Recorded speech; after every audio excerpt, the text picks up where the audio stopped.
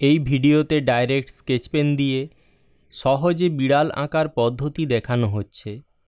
প্রথমে আমরা বিড়ালের মাথা করার জন্য একটি বাঁকা লাইন টেনে নেওয়ার পর দুপাশে দুটি বড় বড় কান এঁকে নেব এইভাবে। কানের পর বিড়ালের ফোলা গাল এঁকে নেব। তাহলে মুখের শেপ তৈরি হয়ে গেল। এরপর কানের ভেতরের গর্ত দেখানোর জন্য এই রকম ত্রিভুজের মতো দুটো শেপ এঁকে নিচ্ছি।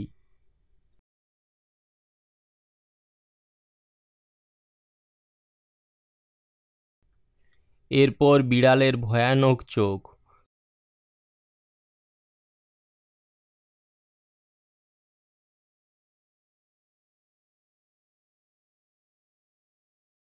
চোখের মনি করার জন্য উপর নিচে দুটো করে লম্বা দাগ টেনে দিলেই হবে।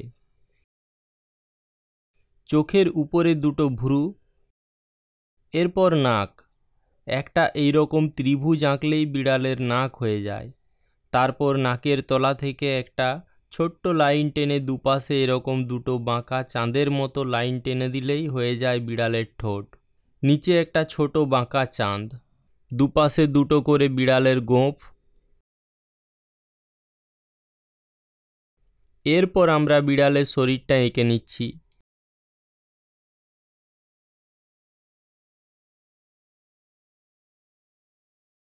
এইখান থেকে পিছনের একটা পা করছি, যেটা আমাদের সামনের দিকে দেখা যাচ্ছে। আরেকটা পা বডির ও পাশে আছে, তাই করার দরকার নেই। তবে সামনের দুটো পাই দেখাবো।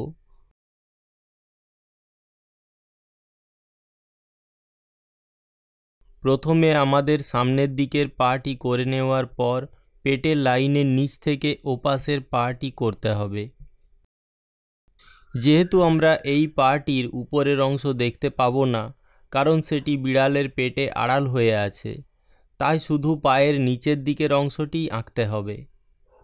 আর শেষে আমরা একটু বড় এবং মোটা একটা লেজ করে নেব। সব শেষে বিড়ালের পেটটা আলাদাভাবে দেখানোর জন্য এইরকম লাইন টেনে দেব। তবে এই লাইনটা গুরুত্বপূর্ণ নয়, এটা তোমরা চাইলে নাও দিতে পারো।